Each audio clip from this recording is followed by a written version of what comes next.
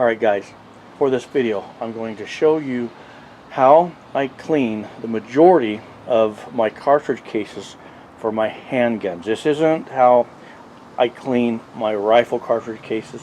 Follow along for that video. But for the high volume handgun cartridge cases, this is how I clean them.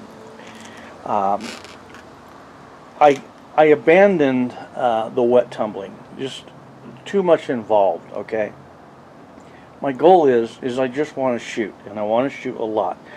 I want more trigger time. So I've eliminated certain steps of this process, speeding it up, but still having a case that is adequately clean enough, okay?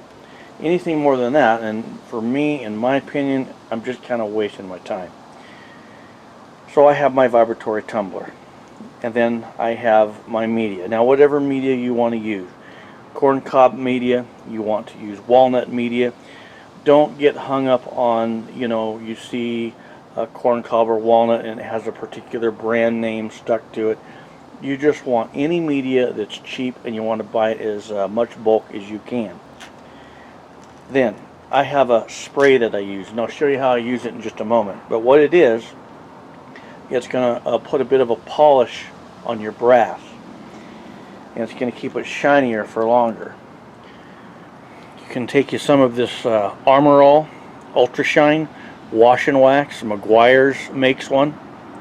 You want 1 part of this per about, say, 10 or 11 parts of iso heat. The idea is you want the iso heat to evaporate off and leave this in the media. Now the trick is you don't spray the cases. You're going to spray this media. So you'll begin by get your media into your tumbler. Once you see that your cases aren't getting cleaned, that's your indication you need to change that media. So it's going to start out like this. We'll start the tumbler. We're going to spray the media, and once you spray it, let the tumbler run for about a minute, letting this dry.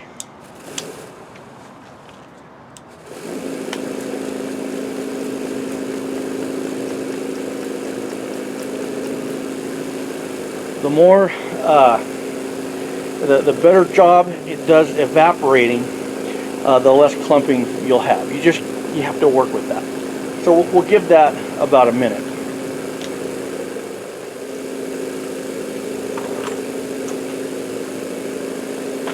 All right, so now I have my cartridge cases.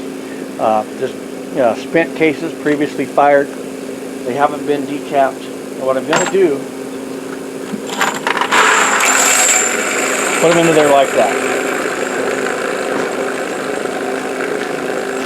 What I do, I let it tumble for 45 minutes.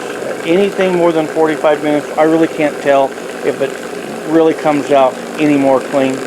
But let's do this. I'm going to show you this. It's pretty handy.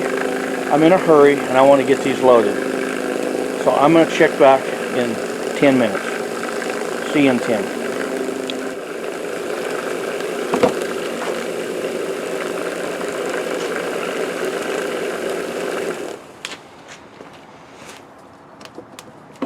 This is my Dillon media separator. This is what really got me turned on to dry tumbling. This is the only way to go.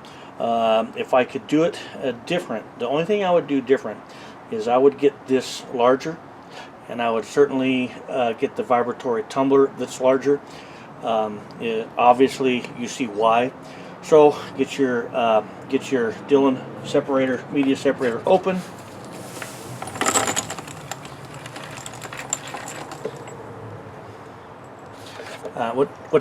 What these cases are, this is their 5th cycle through, and I've been working with a different bullet, and I'm working on cartridge length, everything about it. And so for these, I'm just running right back, loading them up, going out, making sure that these are going to fit through all of my 1911s. And so all I want to do is get right back out and get shooting. So once you get them into the media separator, it's like this.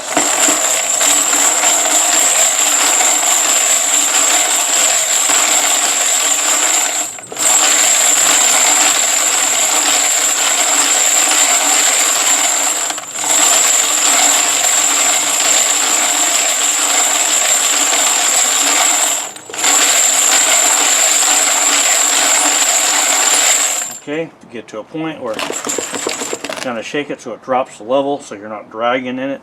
If you have enough media, that it's getting in the way, and then